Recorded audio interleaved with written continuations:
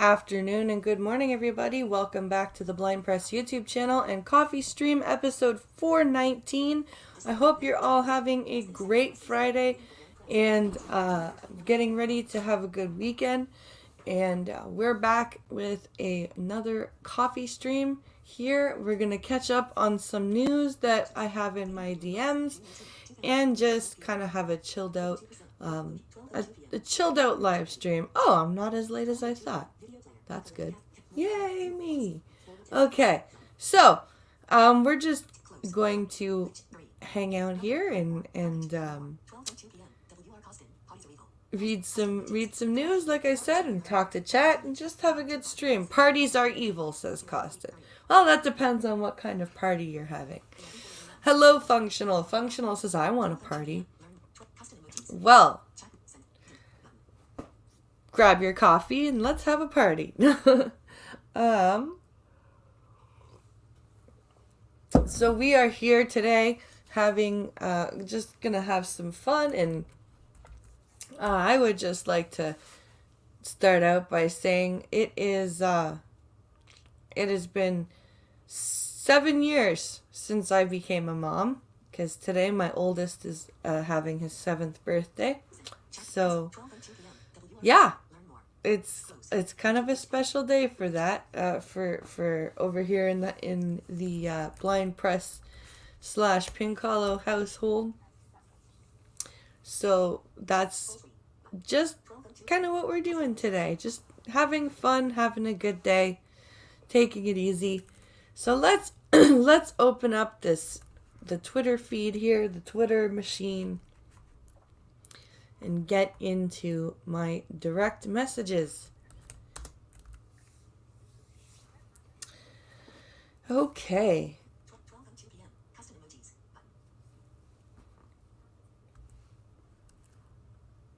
I am also very tired because I fell asleep with the kids last night, putting them to bed. And I woke up at like 12 and I couldn't get back to sleep until about 3. It was great. Great fun. Great fun. So I do apologize if I yawn a whole bunch. I am super duper tired. Okay, let's see here. Oh, direct messages. There you are. There is the link that I was looking for.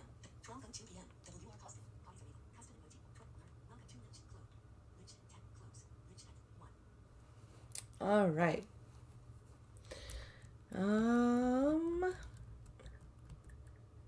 Here we go.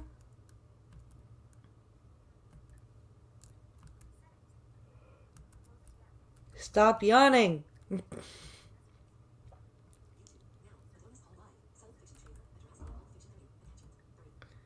Okay.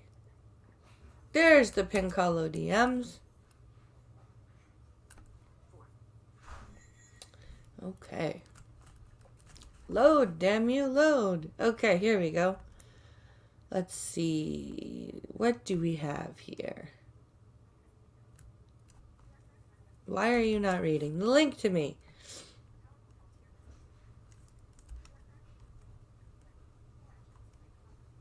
Where are we here? I was just looking for this notwithstanding clause story. Where are we here? Oi, move faster.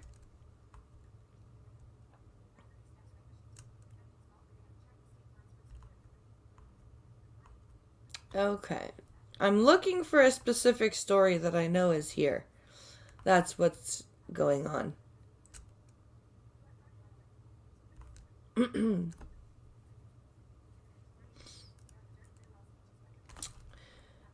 Okay, here we go. So, this is the first article that I wanted to look at.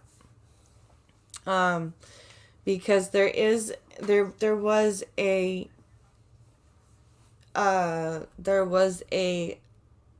an MP from, I believe, Nunavut, I think, was the territory she was from, and she is not running again.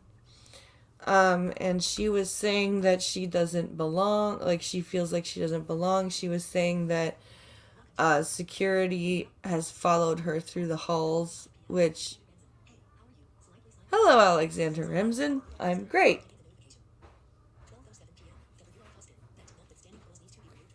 That notwithstanding clause needs to be removed from the Constitution. Yeah, you know what? It really does. Is he coming downstairs or no? Okay. That's why my door's open. I'm still here, so your door can be closed. Okay. Don't worry. Hello, world. Empty? Almost. Very close. I still have some left, but... Okay. I'll pack it with. See what I can get for you. Okay. What the hell is on my desk that I did not put there? I don't know.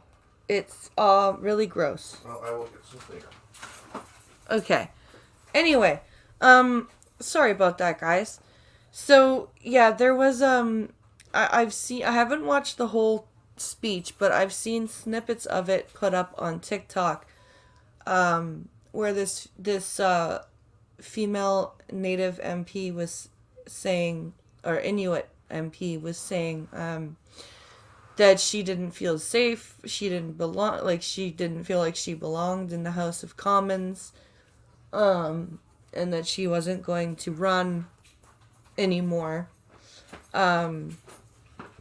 Which, I mean, I don't even know what that is. I don't know either. It's not mine. Yeah, I don't even want to. You don't even want to know what I think it is because it smells like that. So, and it looks like it too. Keep talking. Don't leave me. I'm sorry. Are you okay? Yeah. You sure? Yep. Ew. Ah! Looks like cat spunk. Ew. I don't know what it is. It's all gooey and warm. So, so, and part of what I, like, part of me kind of gets where she's coming from, because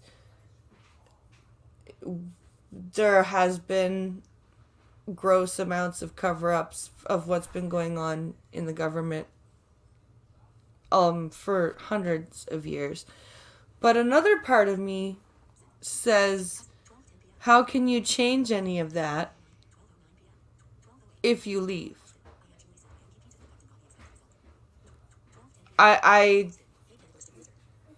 mean, I don't understand, like, how you expect this institution to change if you leave. If you are not there to try to affect change. Like, this is one of the reasons why I started trying to do more, like, advocacy stuff, and why I'm thinking and trying to find ways to actually do more advocacy stuff and accessibility stuff for gaming and even in my community, because I can't just sit there and bitch about it, right? And do nothing and expect it to change. So while it does need to be talked about, and while it does need to be changed, how can you expect to change it and have change occur if you are not helping to seek the change that you want? I don't understand that mindset. Anyway, this article that we're going to read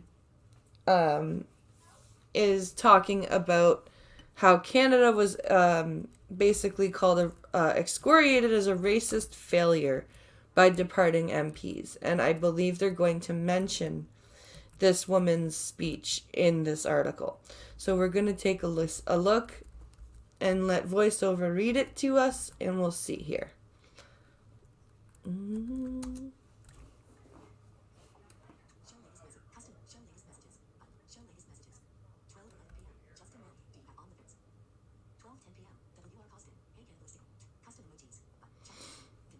Yes, I have OnlyFans. It's in my linktree.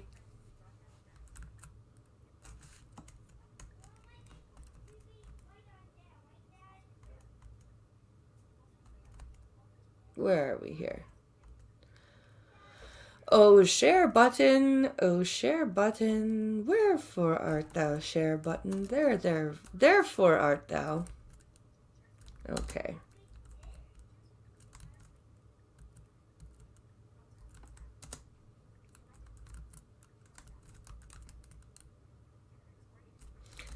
So yeah, Canada excoriated as racist failure by departing MPs is the headline of this article. Here we go. Where's that headline? There it is. Okay, let's move to the article content.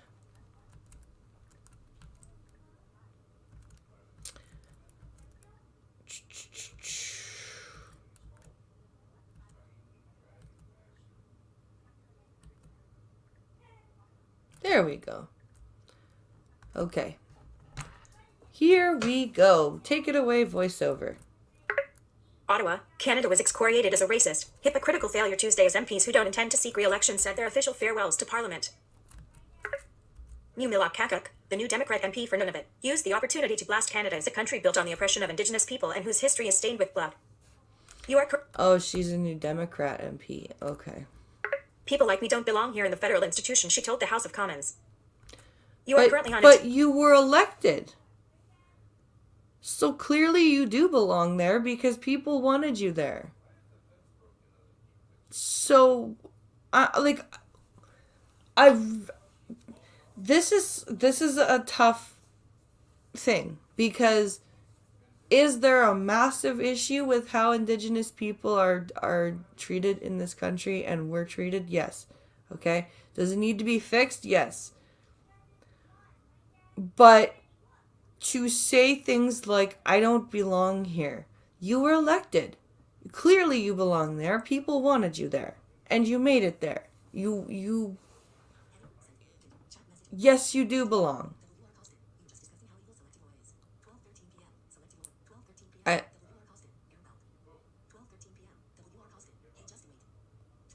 I don't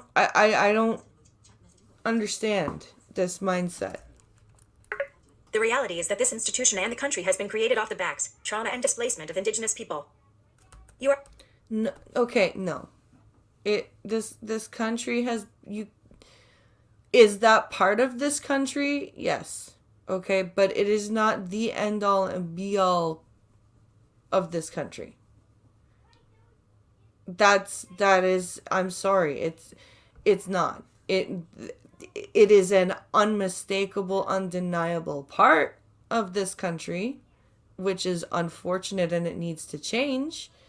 But you cannot sit there and say that this entire country and everything that has happened up till now and everything that has been done up till now has been built upon the backs and blood of Indigenous people. That's no.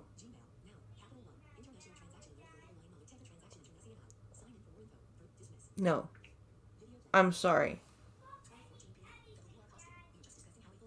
That's not reasonable. That's not rational to make statements like that.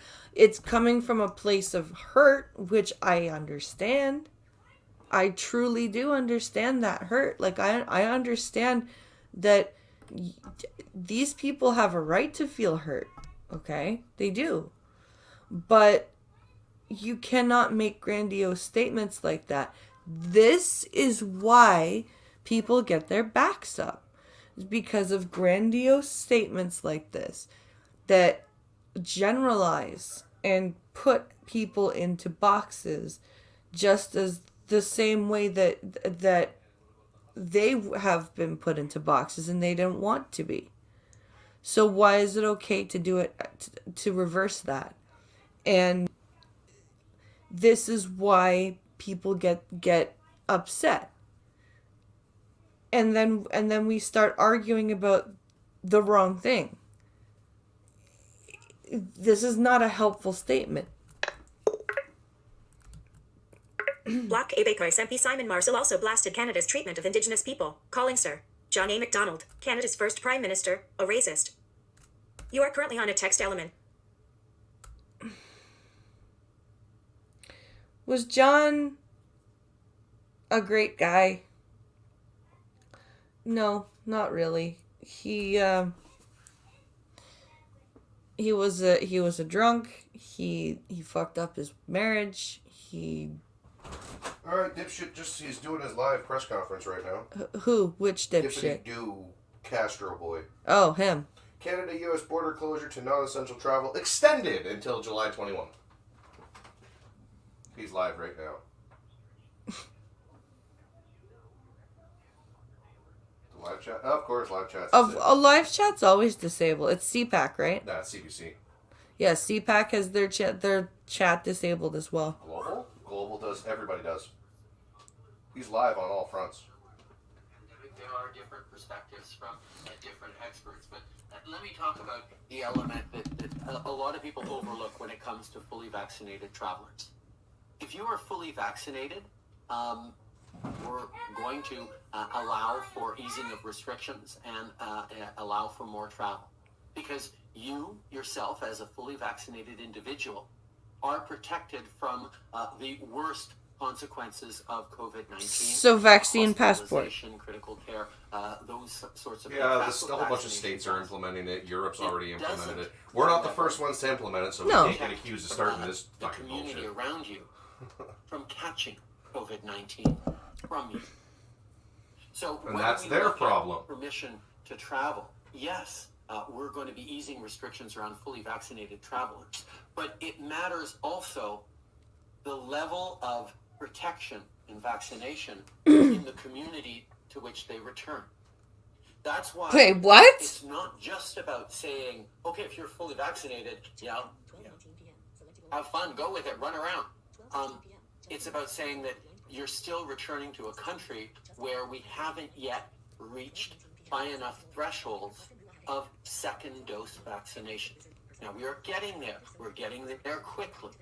But that's why we're looking at a phased approach to easing border restrictions. Not because someone who's fully vaccinated today will be safer 3 months from What are you talking about, dude? He's trying to find an excuse for why he can't get the supply of vaccines. Does he even know what he's saying right now? That's why there is a progressive approach to a gradual approach to those restrictions, which I get it is frustrating for a whole bunch of people who just want to get back to normal.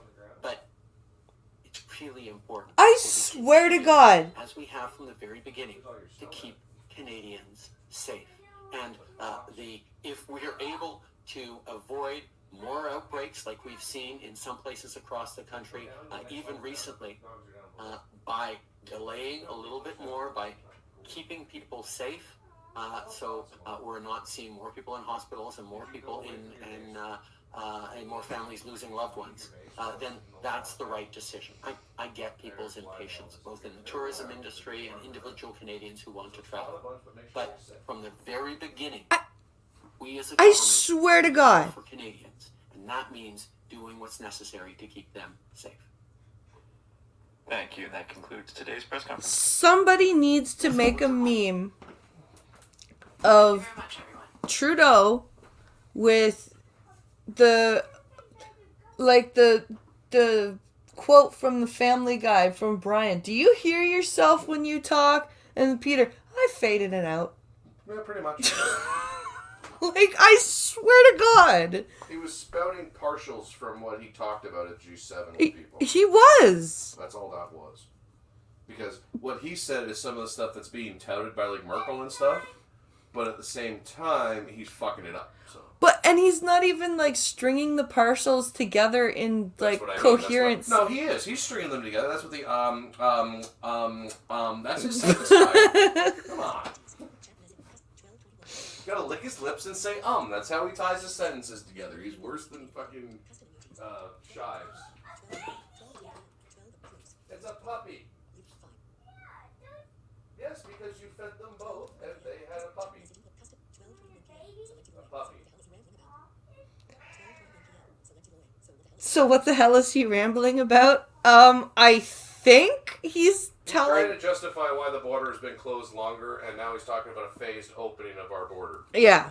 He's rambling about opening the border and not opening the border, maybe opening the border kind of sort of sometime. That's what he's doing.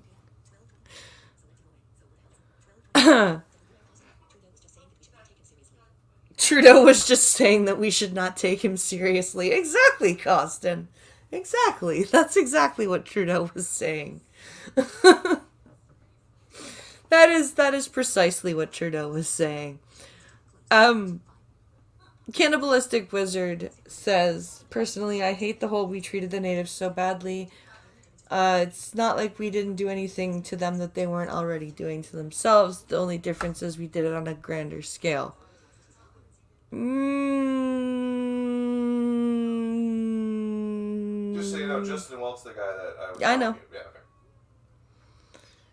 I see. I can. I don't. Some of it, yes. Some of it, no.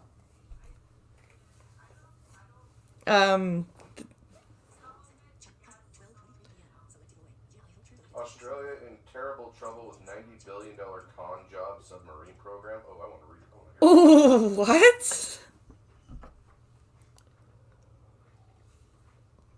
Hey, Fury Kitten, you guys are getting the submarine. Fury Kitten's in the UK. No. Yeah. Oh. I swore Fury was in Oz. No. Okay.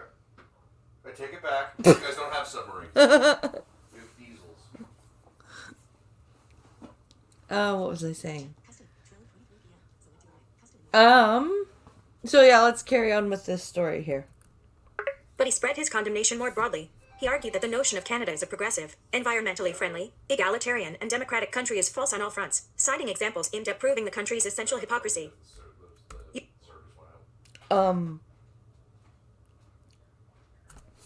We're not a democratic country. Okay, sure. That's why you're allowed to say that, right? Okay.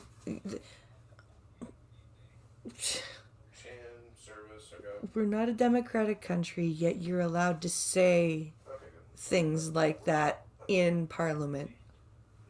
Okay, sure. Yeah. Right. I don't think you know what democratic means. I'm sorry. I'm sorry, sir. I don't think you know what that word means. No, Fury Kitten's not here right now. No what? Costin was like, is Fury Kitten even here? And I'm like, no, I don't think so. Fury Kitten's always in the background, though, that's all. That's my reason. What's the matter, buddy? His dogs keep falling off of the tower that he keeps getting. We hijacked a tower from those weird cultish people that keep attacking us. Why did the dogs keep going up the tower? No. He spawns them in the tower, and even though we put up a giant fence, they keep falling. Those aren't very smart dogs. No, because it's Minecraft. He's trying to make Paw Patrol crew. Are you warming up yet? Yeah. 1, 2, 1, 2, 1, 2. 1, 2, 1, 2, 1, 2, 1, 2, 1. Oh, you're doing push-ups? Is this character doing push-ups? Yep. That's amusing. I hope you have the Polyev clip of him trashing Adam Vaughn, my rep. I don't know.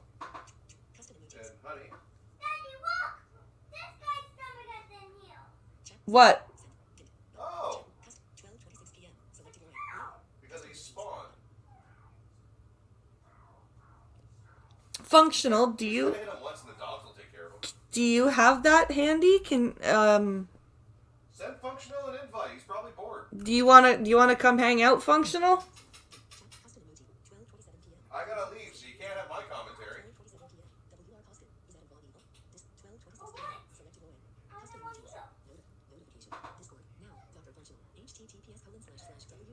Thank you, sir.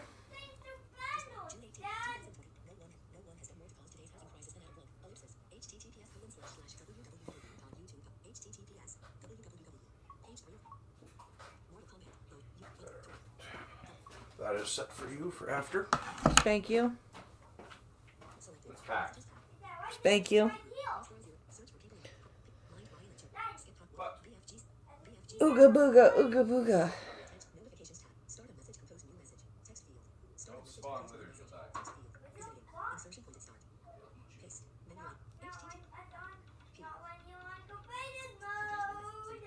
You mean cheating mode?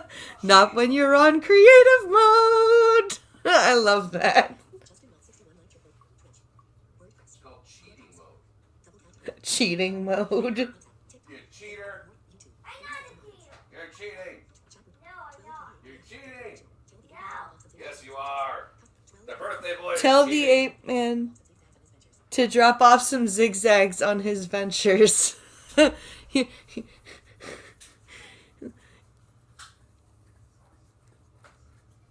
Apparently, you're supposed to go drop off some rolling papers to Joints functional. are a waste of resources and are overkill. You don't need them.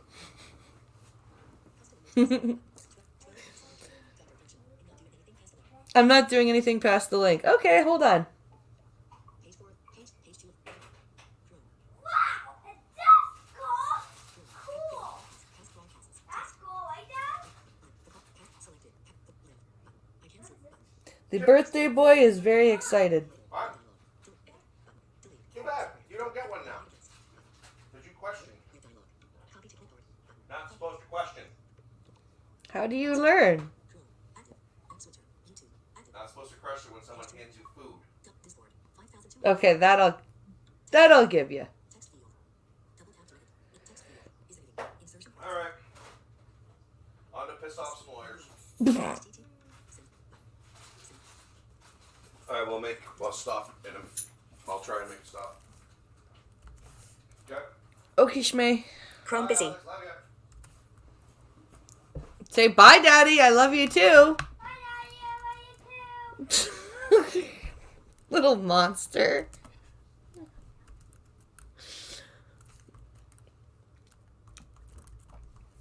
Yeah, it's his birthday today.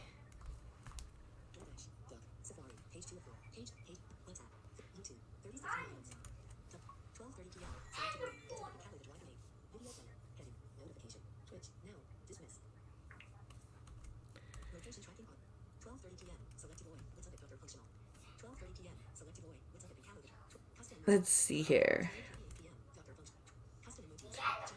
Add to stream. Hello. Bye, Daddy. I love you too.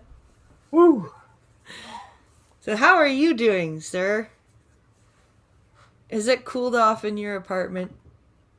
Oh, it hasn't been hot since those couple of days. Oh, good. It's been nice and temperate, Good. relaxing. Good.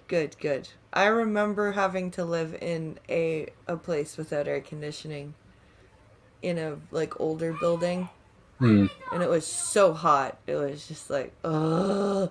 Like we had to buy one of those portable air conditioners that you can that's stick what we the have. hose through the window. That's what we have, but it's like really good. Like Yeah. clears out the entire apartment.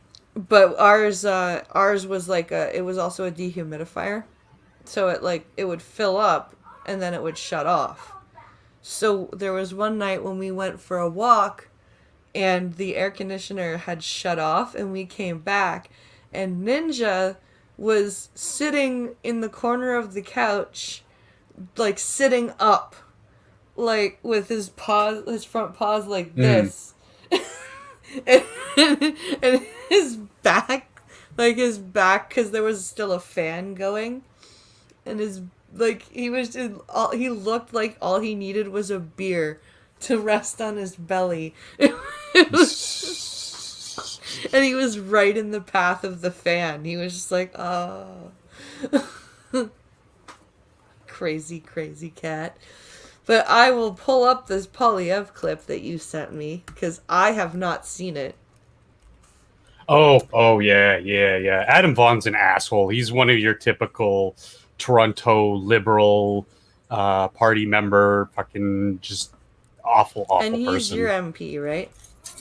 Yeah, or was. Like, I know I've lived under his rule before. I think it still is. I don't know. In Toronto, the lines are so weird, and you can move like across the street and nothing changes, but then you move across the street and one house over and it's like completely different. They do that here with school districts. Yeah. Like you could move a block and they'll be like, okay, now you have to go to this school that's like 25 minutes away by car.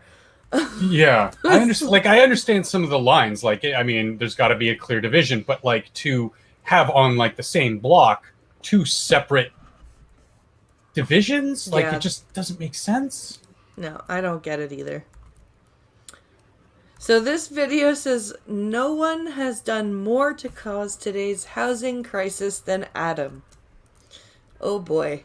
Oh yeah, like and while he's also been a Toronto City Councillor, so okay. Yeah, I've had a long history with this idiot.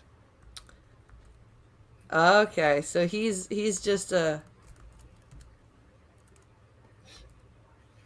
pause, damn you. Cat pause? Why are you not pausing? Damn it, now I have to rewind it.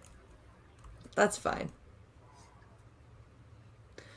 So he's the Minister for Development and Human Resources? It's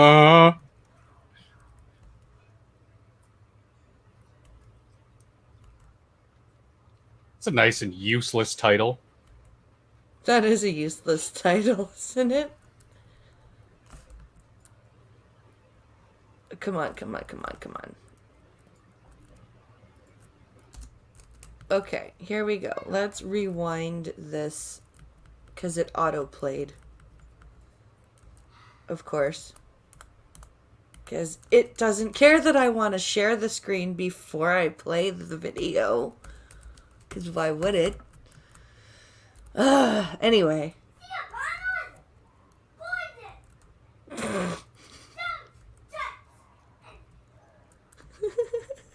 He's playing Minecraft.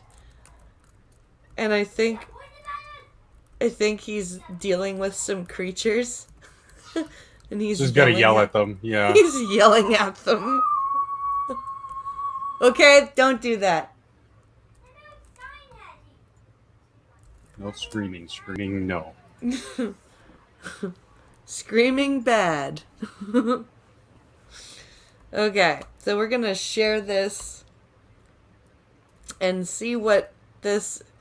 And he sounds so beta, this guy. Adam Vaughn? Yeah. His voice is so like... You could swear he was from, the Upper East Side of New York or San Francisco. Yeah. He's just got very soft. And he's got that look too. Very done up, very well taken care of by a whole plethora of probably 3-foot-tall Asians. Yeah. Every week getting his mani-pedi. He probably is one of those guys that wears a little bit of makeup. Oh, yeah. This is what we're talking about, everybody. Our favorite Polyev. Here we go. of Families, Children, and Social Development. Yeah, families, children, and social development I is think this the member guy's from title. Carleton has now spoken more about housing today than he did the entire time he was the minister responsible for CMHC, which is maybe a good thing, except for much of what he said makes absolutely no sense. But I'd like the member opposite to answer a very serious question. When the Conservatives decided to go after income trusts in their first mandate, and Jim Flaherty undermined What does that have Conservative to do commitment with not anything? to trust income I trusts. don't know. But the one they didn't touch was a real estate income trust, the REITs. Why did the Conservatives pour jet fuel on the fire and allow the REITs to become the dominant player in the investment side of the real estate industry? What was the thinking behind not curtailing the power that REITs have and the impact they are now having on speculative house prices? What does having an income trust in housing have to do with house prices?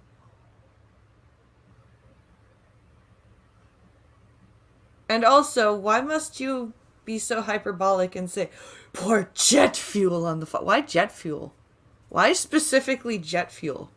Yeah, it melts steel beams, don't you know? Oh boy.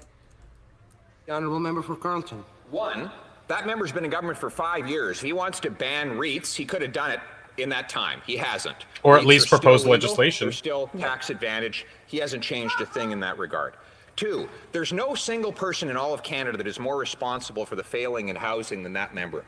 Not only was he a city councillor in Toronto who prevented poor families from having homes by making it very difficult to get them built in the first place. Dang. After that, he went to the federal level to contribute to the same problem. And with him basically being the lead housing personality at both Toronto and nationally, we now see 10,000 people homeless in Toronto, a waiting list for affordable housing of 300,000.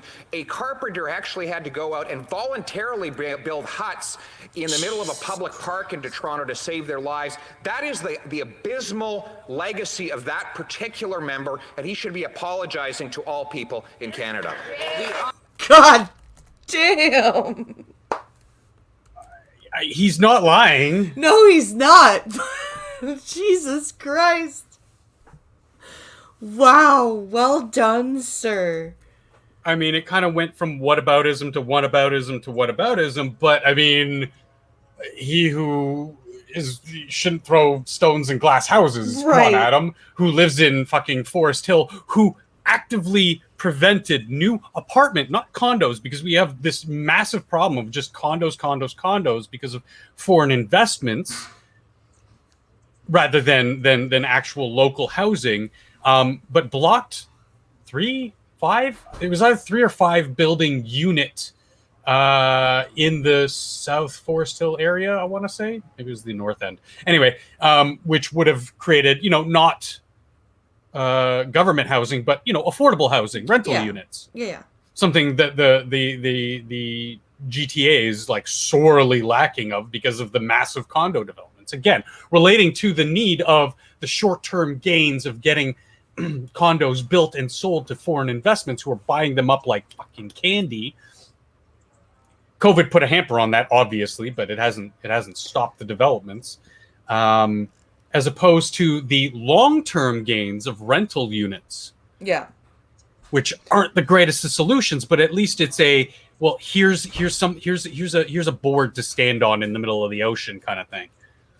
We're not going to prop you up in government subsidized housing, but we're going to give you the opportunity to get an apartment in a sorely lacking market where the demand is super saturated.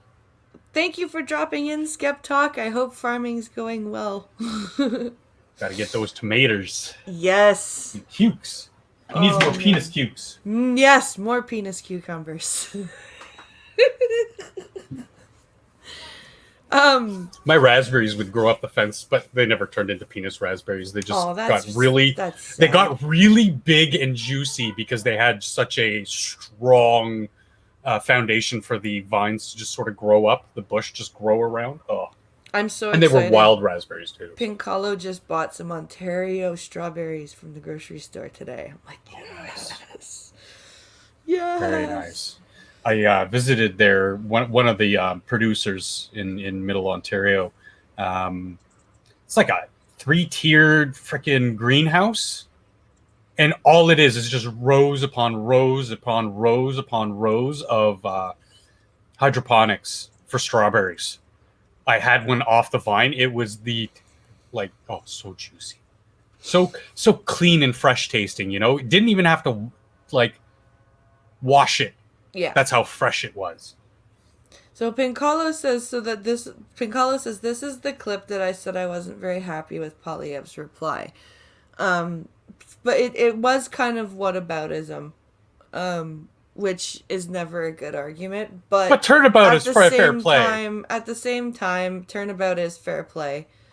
And, if you had a clean record, yeah, right, as city councilman and MP, I would say maybe you had a... Well, if he had a problem with REITs, why didn't he introduce legislation to do away with it or change it? He never did. He just brought it up because it's like, oh, that's something that people care about, so I'm gonna, Yeah. And Poilievre, as we know, is 3 parts politician, 1 part troll. Right. He really is. So if Adam Vaughan's going to shift the topic to something that has nothing to do with what they were talking about, which was the housing crisis in the major metropolitan areas in all of Canada, and especially Eastern Canada, but they're talking more the metropolitan areas. If you're going to just switch from that, then you know what? I'm going to troll you back and just use your own stupidity tactics and be like, look, you did stupid shit. You actively did stupid shit. Yeah. Oh, come on. Yeah. Pinkalo is definitely right. It could be worse where in the US they just keep eating each other. Here, they at least keep each other in checks and balances. I just wish more people were politically astute, paid attention.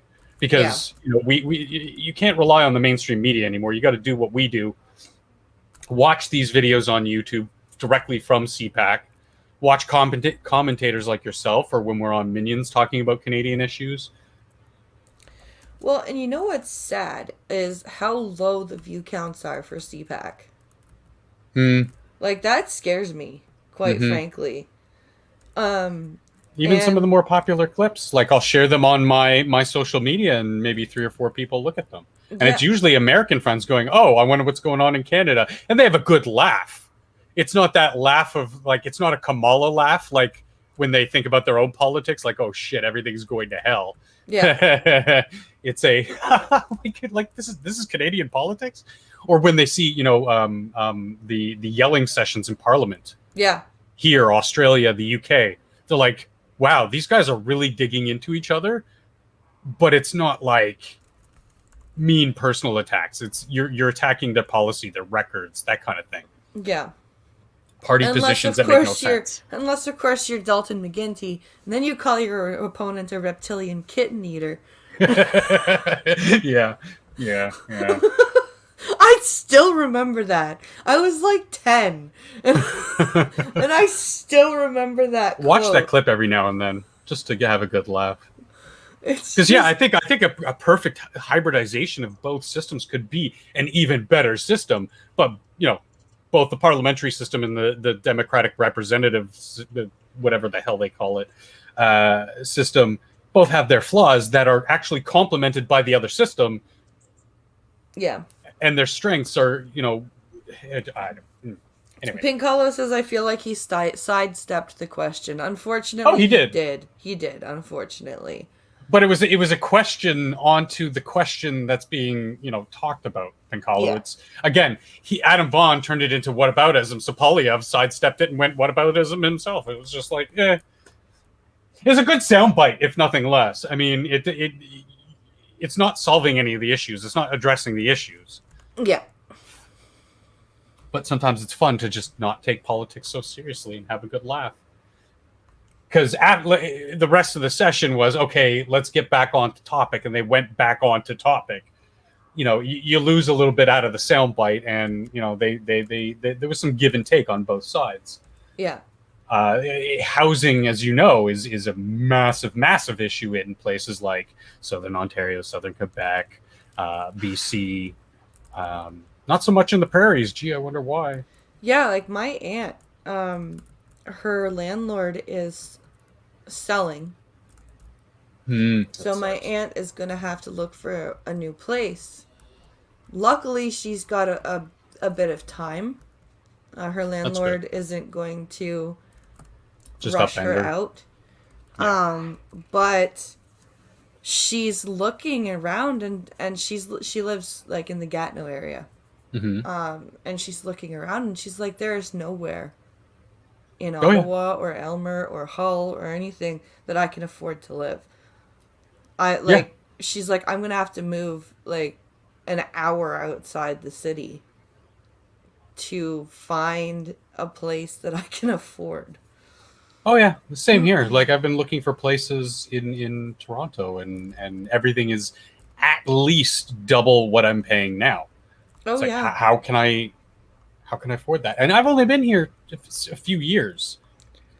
Like and rent has doubled. And they say, because of COVID, it's going back to bullshit. Every so often, I just get curious and look at the rent of our old apartment building. Because when we moved into our last apartment before we had the kids, when we moved in 2010, I think it was 2009, 2010, we paid $780 for a 2-bedroom apartment. Wow. When we moved out, it had gone up to 9 something after about 4 or 5 years. And then when I was looking, when we found this place in 2017, I just out of curiosity was looking at that building. And the unit that we had rented, like the 2-bedroom unit, was like $1,400.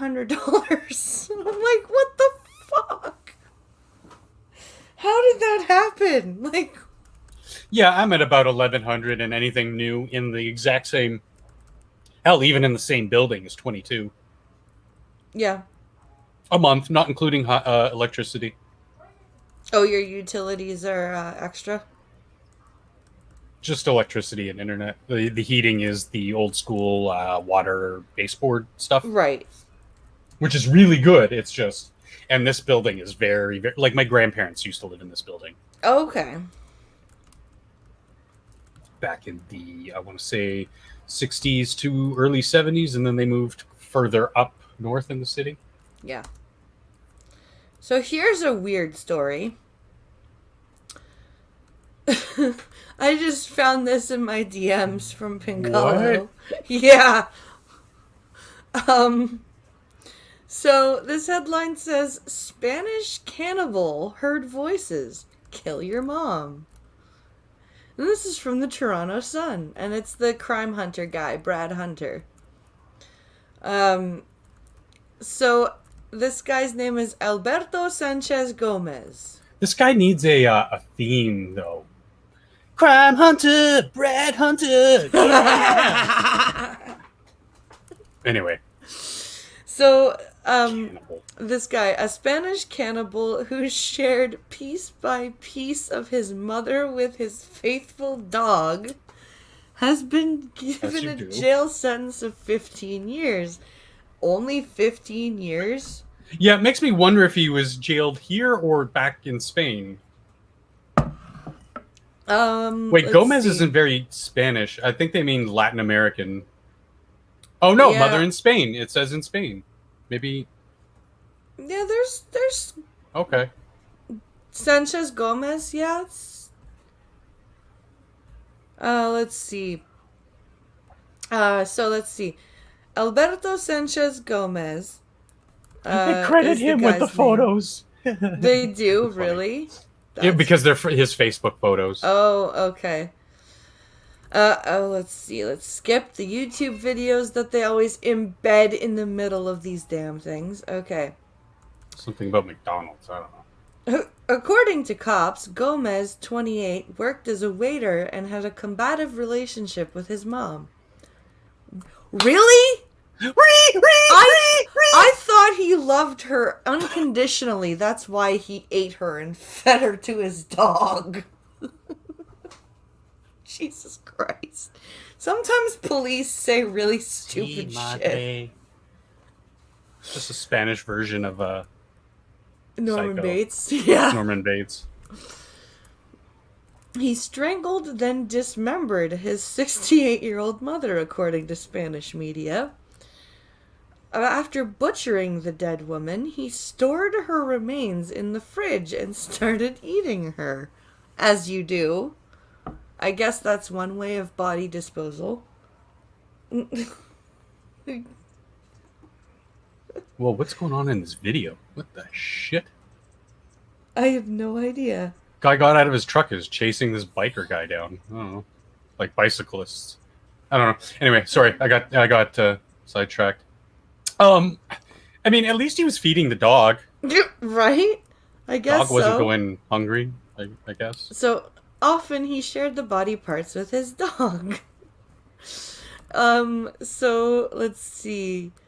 But only 15 years? Yeah, that's weird. A jury dismissed his claims he had been experiencing a psychotic episode when his blood boiled over on February 21st, 2019. A psychotic episode that lasted weeks while you fucking ate her? Yeah, okay. Dumb fuck.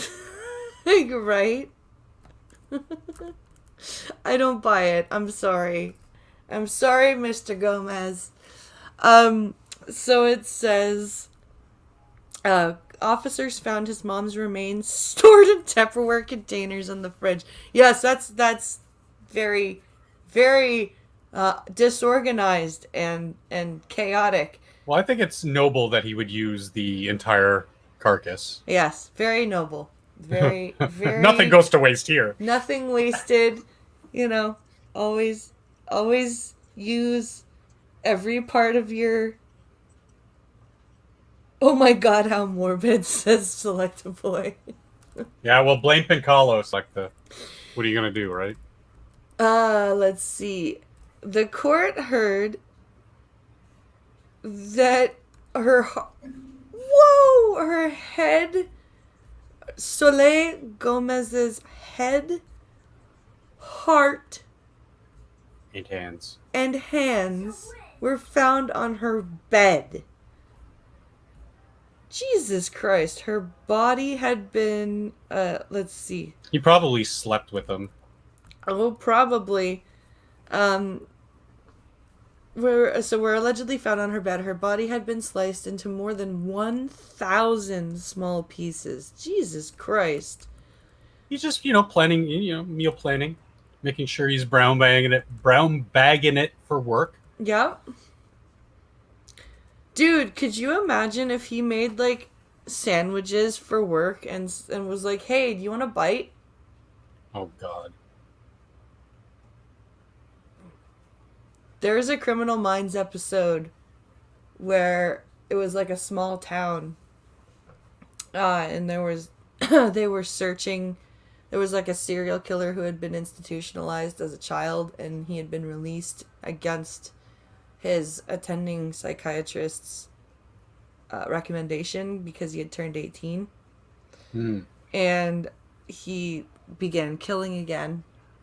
And I guess, like, the whole town was searching for the victims, and he was volunteering to feed the searchers. The chili was made of the victims, so he made everybody in the town complicit in cannibalism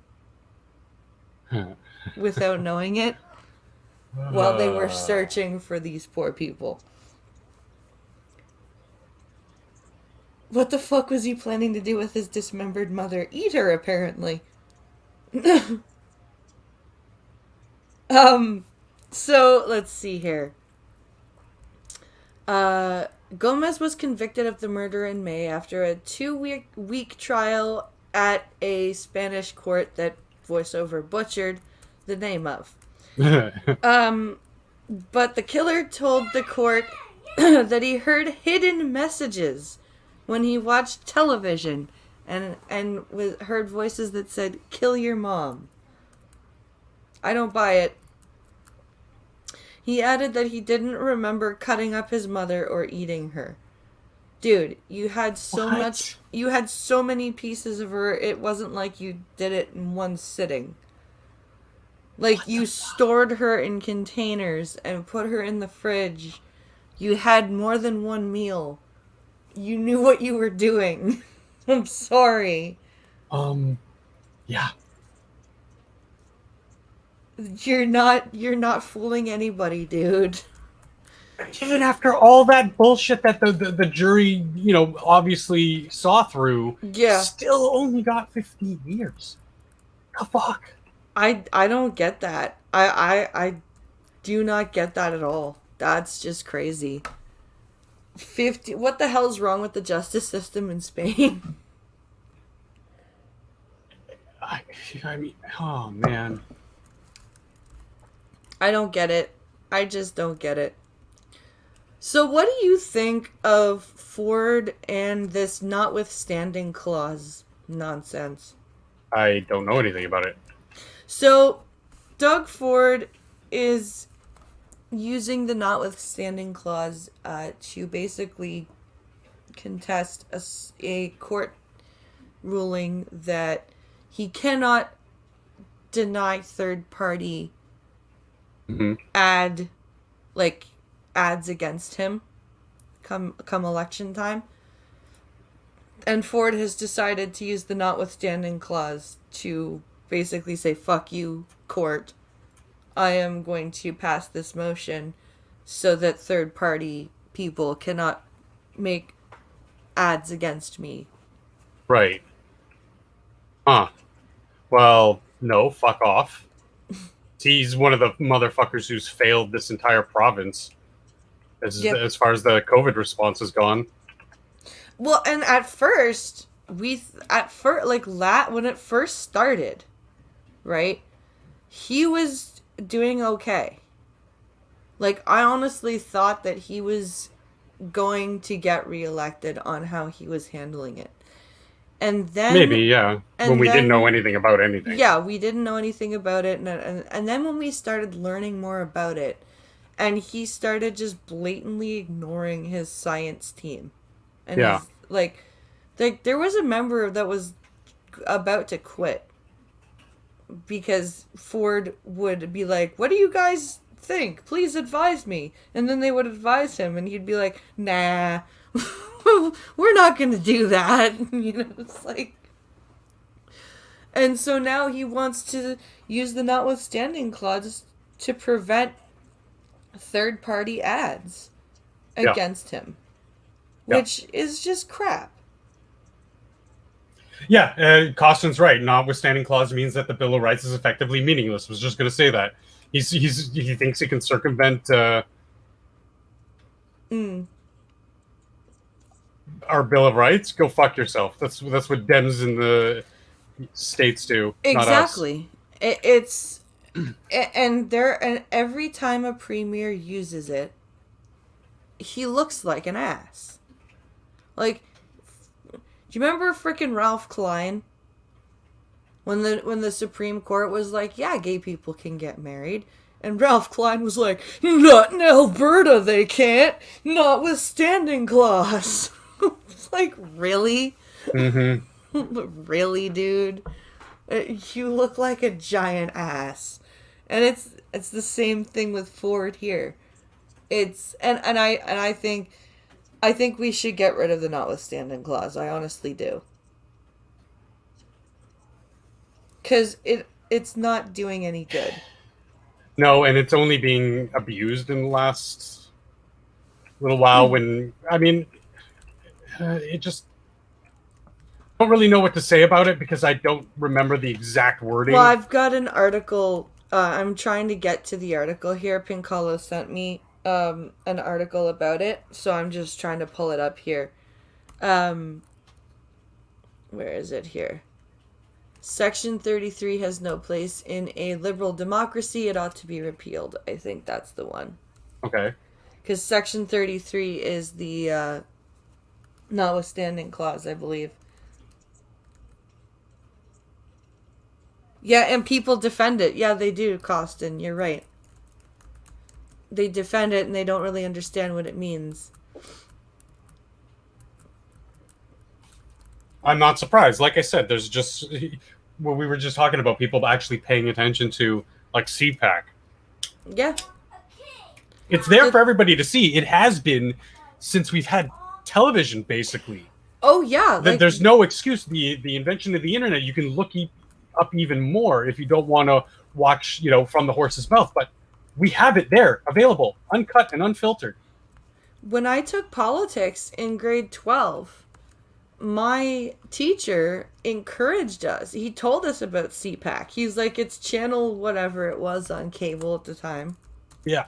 And he's like, I really encourage you to go watch it and like educate yourself on what's going on in Canada. And it's true, like, and I don't think many people even watched the cable of it. Unfortunately, it's I didn't when I sad. was a kid. I didn't, but I watch it now. Yeah. Now that I'm like, ever since, I don't know, I didn't really care about politics till like 24. Yeah. Always had a base sort of understanding of what's going on, who's what. So this says the notwithstanding clause is a dangerous and not wait. The notwithstanding clause is a dangerous and altogether unnecessary tool.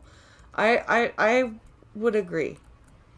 So this is published June 15th, and here's the photo of the Canadian Charter of Rights and Freedoms to head the article. So this says Canada's democracy has always been considered I can read, I promise. Canada's democracy has always been considered resilient and well immunized against the democratic backsliding that is occurring in other liberal democracies. Yet there is one feature of Canada's constitution that undermines this rather smug, assessment. Section 33 of the Canadian Charter of Rights and Freedoms, and then it says the infamous notwithstanding clause, which permits Parliament and the provincial legislatures, I should say, to provisionally suspend the operation of the Charter of Rights and Freedom, or the Charter with respect to certain fundamental rights and freedoms. So, like, for example, Ralph Klein with the gay marriage ruling from the Supreme Court. Back in the early 2000s, the Premier of Alberta was like, no, that's wrong. I'm invoking Section 33. And everybody was like, dude, really? Like, there was a huge kerfuffle about it when he did that. I actually sent my MPP an email about the notwithstanding clause and got the expected response. Oh, you mean a bot reply? Yeah. Yeah, I bet he got a bot. Thank you for writing to whoever the hell the MPP is. So it says, in recent weeks, we have seen two provincial premiers resort to the notwithstanding clause in order to insulate themselves from scrutiny. In Ontario, Premier Doug Ford is invoking the notwithstanding clause. Where is it here? Is invoking the notwithstanding clause to announce plans to invoke the notwithstanding clause in order to restore. Is it restore? Yeah, restore parts of the Protecting Ontario Elections Act that restricts third-party election advertisement and that had been struck down by a judge for infringing freedom or infringing freedom of expression. It does infringe freedom of expression, especially if it's a third party ad. Mm-hmm. Yeah, because they're not beholden to government regulations as you operate as a government official or running for government. If it's a third party, like it does open the door to abuse, though. But I mean, then that's buyer beware, isn't it? Yeah, I'm just trying to play both sides here. Like Think of the arguments for and absolutely against. could, like a third party absolutely could, like, slander Doug Ford. Like, you know, like they could say stuff like, you know, Dougie Butt rob his crack. You know what I mean? Like, they could just start making up shit. You know what I mean? But if you're a public figure, and you're running for government, you should not be stopping people from talking about you. That's not like, and if you're a third party running election advertisement, it would behoove you to tell the truth and run on bad policy. Otherwise, it would be perfectly legal and legitimate for the parliament member to sue you. Yeah. So I don't understand why the notwithstanding clause needs to even be a thing in this situation. Wartime, times of actual massive upheaval, actual deadly pandemics. Right. That's why I said it's been abused. It has. Greatly. I can't think of a time in recent memory that the notwithstanding clause has been used well. I can't name a time it has, like, honestly. But when the document was written, you got to think they're coming from a time where they just got out of lots of conflict. Right. They're trying to unify Canada. I understand the nature of it. I would, if it's removed, I would like to see something put in its place, or even expanding through the Supreme Court on what the actual what's in the purview to provisionally. Again, it says provisionally suspend, not permanently suspend. Provisionally. The provisional time for COVID is long due past. Chinese enrichment is come and gone to a point. I mean, it's still out there, but the big scare is now gone. We can get on with our lives. That's no longer within the what I would view, or any rational person would view, as provisionally in this matter. Right. So it makes sense. Like if there was another Spanish flu, like maybe, okay, everything's got to shut down for like 2 weeks, and we gotta enact, like, you know, emergency powers, get this under control, make sure the people who are most vulnerable are isolated and away from where they can be infected to die. Yeah. You know, opposite things like they did in New York. Yeah, if we somehow had an Ebola outbreak or something, like a real problem. a real pandemic. Yeah. Because you got to remember, a lot of our laws, even our core laws, are very old. They are, and they stem from basically the founding of the country. They're highly out of date. I think one of one of the parties should actually try to run on, hey, we're going to modernize our laws, or at least try to, and try to do away with some of the silly things, like you couldn't.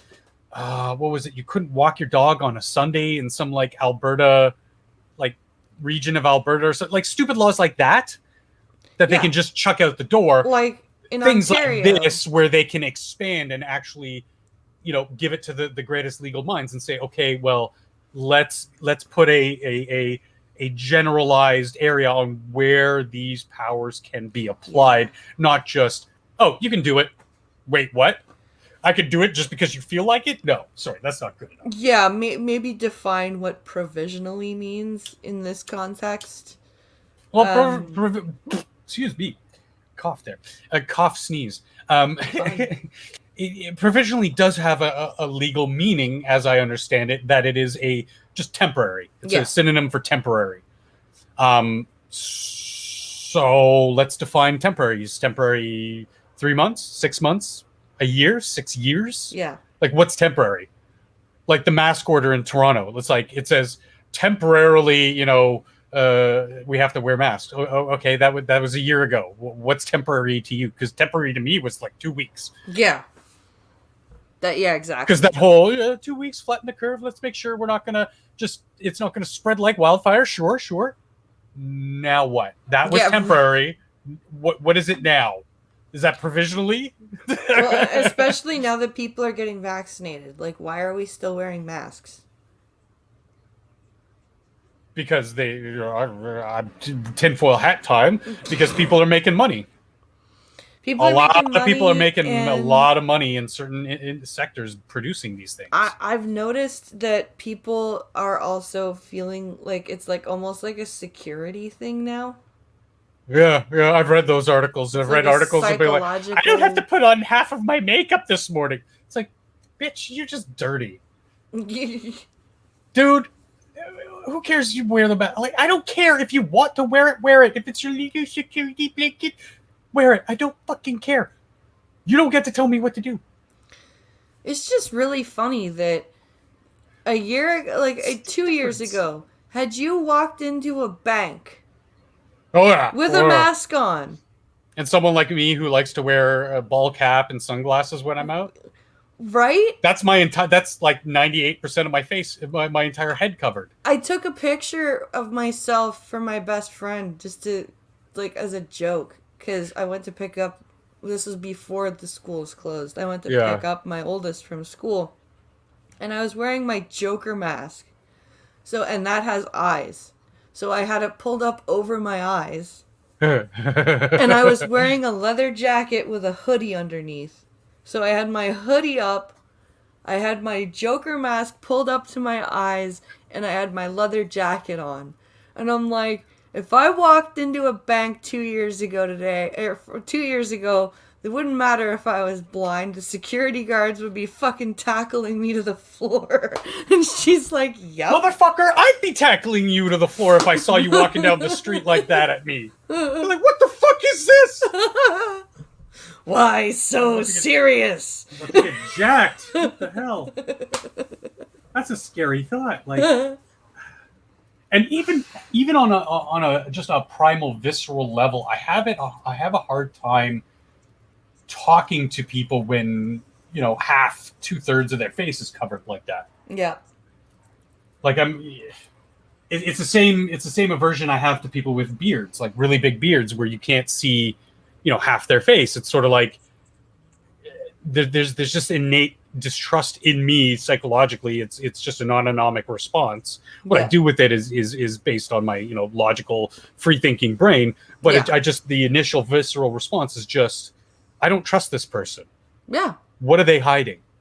And the same goes for the mask. So if you're gonna say, okay, now you can wear your mask if you want, but you don't have to if you don't want to. If I see people with masks, I'm just gonna naturally distrust you a little. Yep. A little more than I trust an average person. Oh, I sometimes tend to think I'm a little bit of an optimist, given contrary to my online persona. I like to give the people the benefit of the doubt. But people are just stupid. So, and this article goes on to say, and in Quebec, the coalition government there, has invoked the notwithstanding clause as part of Bill 96, which seeks to end the constitution that says that Quebec is its own nation. Well, good. Suck it, Frenchies. You are not your own nation. Go fuck yourself.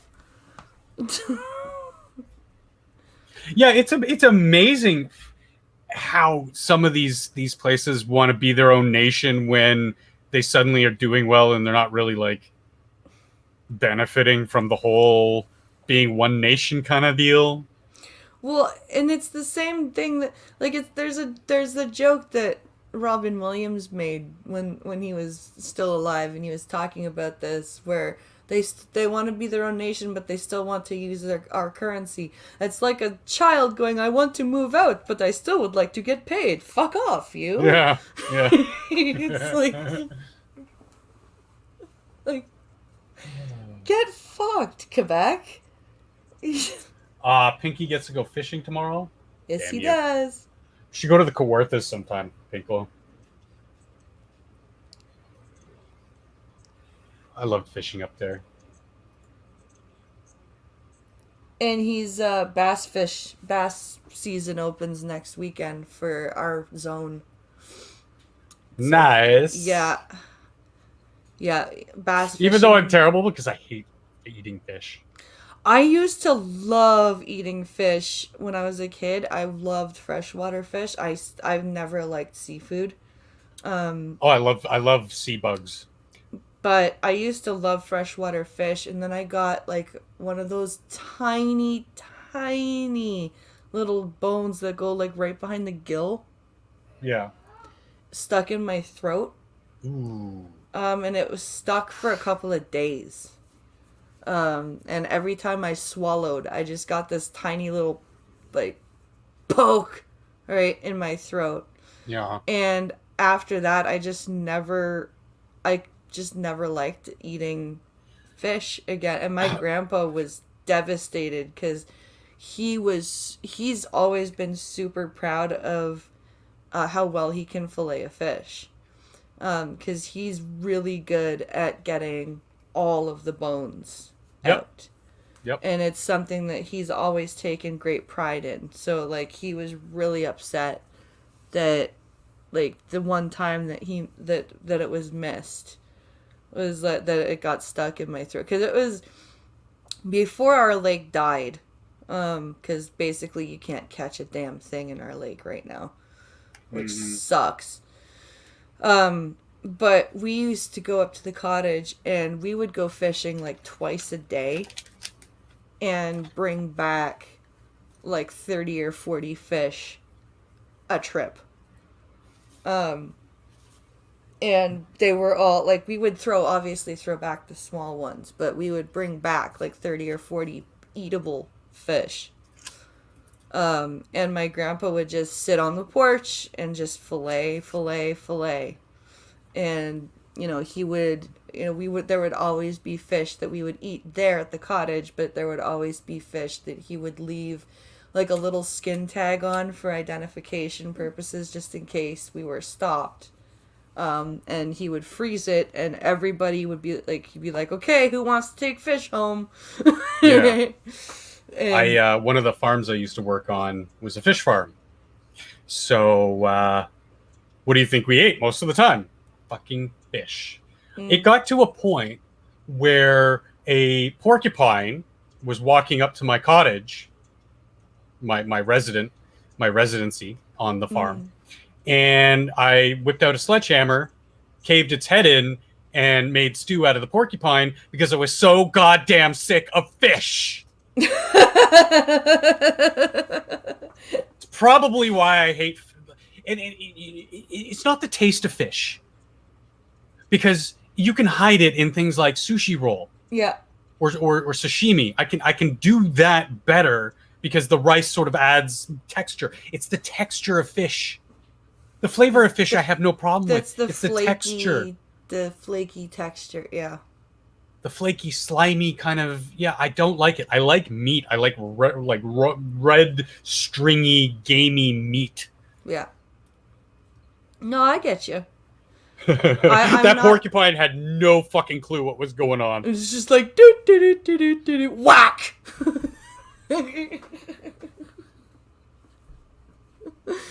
I didn't want him to fucking poke me or one of the pigs. How did porcupine taste?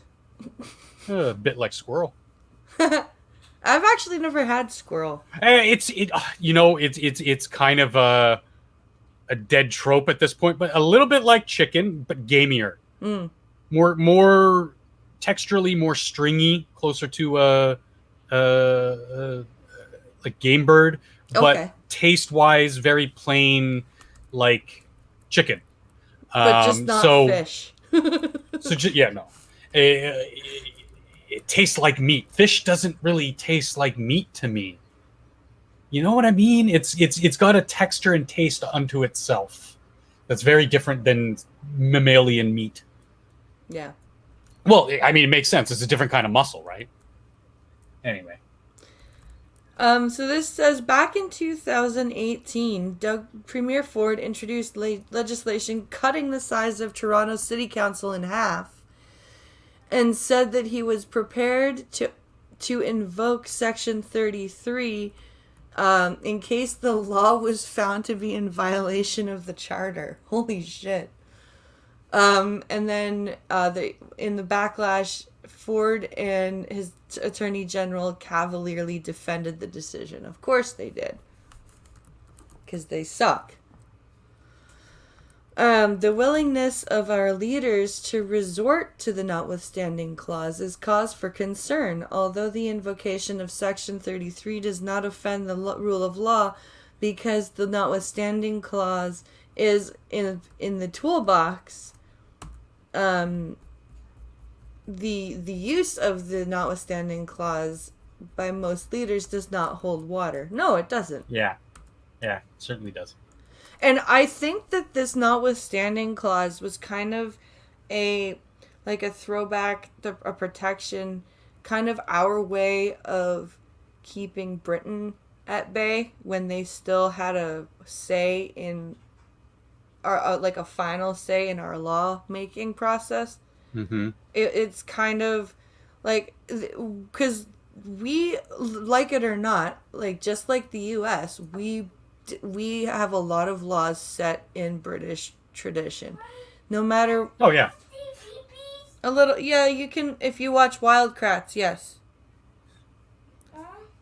Dare I say Anglo-Saxon roots in law. Yeah. I'm English almost done, law. okay? But yeah, it's like even the U.S., despite how much they've virulently wanted to separate themselves from British, everything, mm-hmm. they still have basis in Anglo-Saxon law, and I think this clause was Canada's way of trying to, because we didn't have quite the upheaval, like the tormented relationship that the U.S. and Britain did. Yeah, we were a lot more chilled out with Britain, but we still didn't want to be Britain. Like, we wanted to be our own country. So I think this was kind of a way of doing that, but I think... Yeah, and you can see that by the formation of the territories going up so quickly. Yes. In the northern part of North America, which is now, modern day Canada, those territories got set up toot sweet. They were very fast on the draw, and they worked with England and the Crown to, just like Australia did, to mm-hmm. set up sort of a satellite country. Yeah. But now that we've repatriated our constitution, mm-hmm. I don't see the need for this clause. Oh, no. It's definitely a success story of the British Empire sort of nation building. Yeah. Of the time. And so, again, the clause by itself, no, get rid of it. There's no need. It's non-constitutional in my eyes. It violates basic human rights, or potentially can, and that is unto itself is dangerous. Yeah. How does the saying go? I'd rather see 9 guilty men free than 1 innocent man jailed. Right. And we have quite a lot of the innocent, being jailed in Canada. Like, there's the David Milgaard case. Right. He languished in federal prison for, I think, 23 years, something like that. Mm-hmm. And then there was Stephen Truscott, the 14-year-old that was convicted of raping and murdering one of his classmates in the 50s, and he almost got hanged, but they were like, no, you shouldn't hang a kid. Let's just put him in jail. And so he was in jail for, I think, another like 20 something years, and then he didn't get an apology or anything like that until 2007. Right.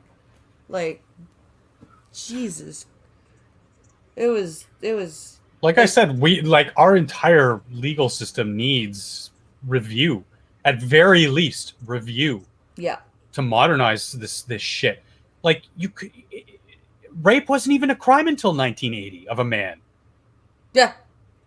A man could not be raped until 1980. Yeah. The charter school thing getting shut down in the early 70s. Like,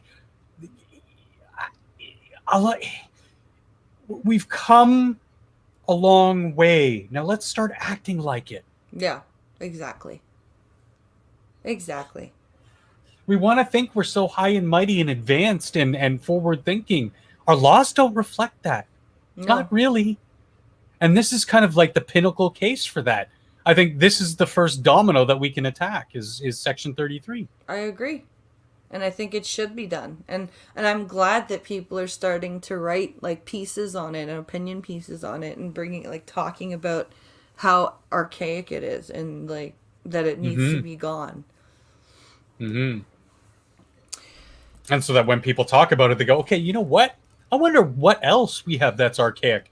And sure, they'll come across those funny stories like you can't walk your dog on a Sunday, blah, blah, blah.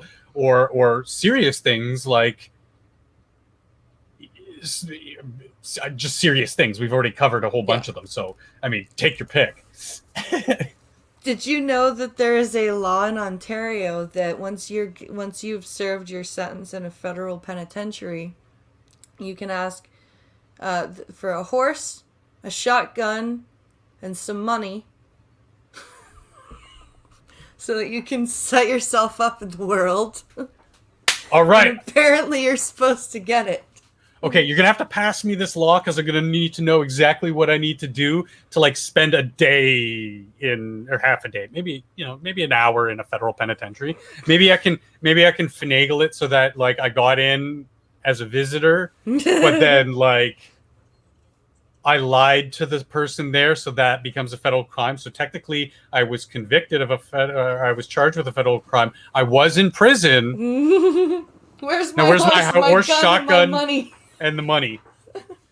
I'll take ammunition instead of money. I think it's something like $20 or $40 or something like that because of that's because fine. of That's the enough. time. That's enough for some Wendy's and some feed for the horse.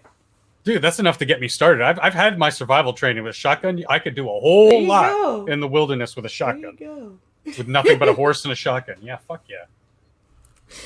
All right, my friends. My birthday boy would like me to go upstairs with him. So I am. Yes, it was that kind of party. BP did just invite me on, and those mashed potatoes were just violated. So thank you. And thank you, Chet, for coming.